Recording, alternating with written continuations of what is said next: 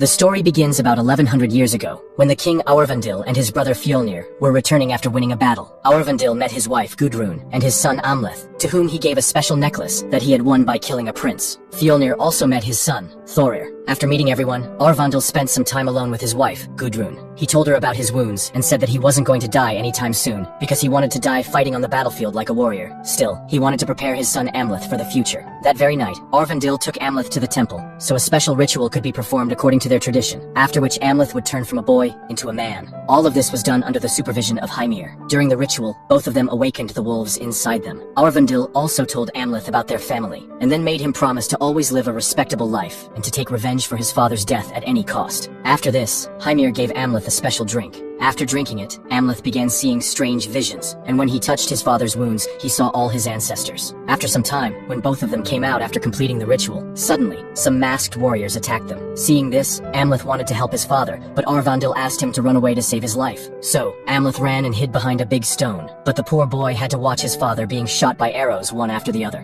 When the leader of those men removed his mask, Amleth was shocked to see that it was none other than Aurvandil's brother, Fjolnir, who had killed his own brother to become king. After that, Fjolnir sent his men to find Amleth, who had escaped into the forest. Still, a man named Venegas caught him for a moment, but Amleth managed to escape by cutting off his nose. After some time, when Amleth returned to his village, he saw that Fjolnir's men were killing all the supporters of Aurvandil one by one. Meanwhile, Fjolnir had kidnapped his own brother's wife, Gudrun. Venegas didn't want anyone to know that he had been defeated by a child, so he lied to Fjolnir that Amleth was dead. Seeing his life completely shattered, Amleth was heartbroken. He was completely broken inside, and that's why he decided to leave his old life behind and move forward. He took a boat from the seashore and sailed away. He made a promise to himself that he would definitely take revenge for his father's death, and also save his mother. Many years passed. Now, Amleth lived with a Viking tribe in the land of Rus. He had left his life as a prince and become a fierce warrior. The Viking kings lived like raiders. They used to attack different villages, kidnap the people, and sell them as slaves in other countries. In one such raid, after conquering the Gadkari village, Amleth walked into a temple, where he met Cirrus. She reminded Amleth about his revenge and the promise he had made. She also told him that he would definitely succeed, but for that, he had to go to the village where Fjolnir now lived. Cirrus also told him that he would have to follow a fox to find a special sword, which would help him complete his revenge. Before disappearing, Cirrus told Amleth that she was helping him only because he was connected to the Maiden King, which he would come to know in the future. The next morning, Amleth found out that the people he had enslaved from the Gadkari village were being sent to a man named Fjolnir. On hearing this name,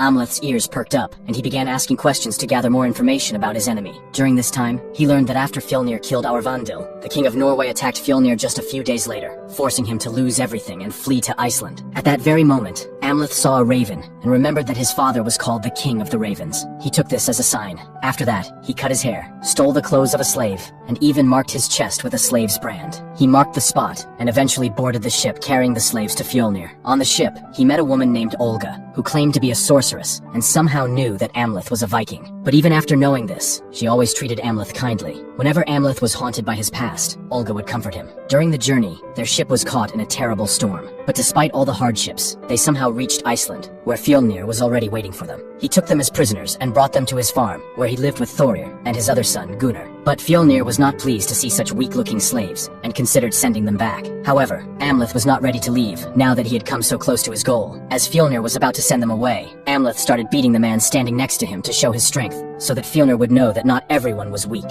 When Fjolnir asked him his name, Amleth gave a false one. After seeing Amleth's strength, Fjolnir assigned him and some other men to work in the fields. He also chose some girls, but his main attention was on Olga. On his first night at the farm, Amleth tried to steal a knife, but then noticed a fox roaming outside, just like the one from the Cirrus's prophecy. Amleth realized he was on the right path. The next day, Amleth did the same work as the other slaves, which gave him the chance to enter Fjolnir's house. There, he was shocked to see that his mother, Gudrun, was still alive, and she had given birth to Fjolnir's other son, Gunnar. That night, Amleth followed the fox to a cave, where he met a sorcerer. The sorcerer showed him a severed head, and told him that he had kept Hymir's head ever since Fjolnir had killed him, and that he also knew Amleth's true identity. After this, the sorcerer used a special spell to let Amleth speak with Hymir's spirit, who told him the story of the ancient sword Draugr, which could only be used at night. To get the sword, Amleth would have to face its owner, the Mound Dweller, and to do this, he needed to trust in the light of the moon. Before Amleth left, the sorcerer warned him that in the future, he would have to choose between love for his loved ones and hatred for his enemies. After that, Amleth went into a hidden pit, where he found the body of the Dweller, who was holding the sword. As soon as Amleth tried to take the sword from his hands, the Dweller suddenly woke up and attacked him.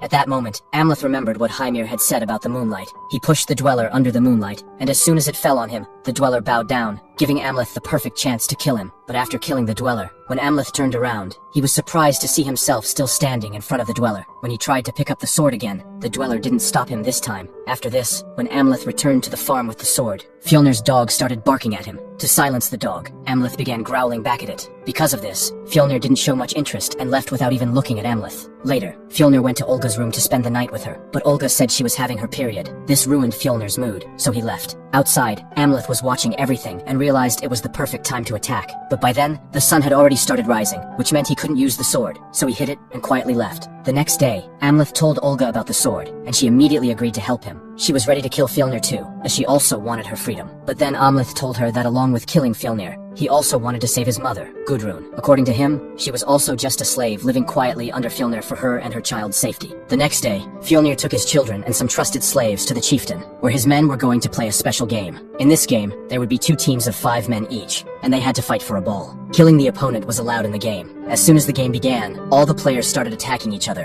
In the end, only Amleth and a very large man were left. Meanwhile, Gunnar was getting angry.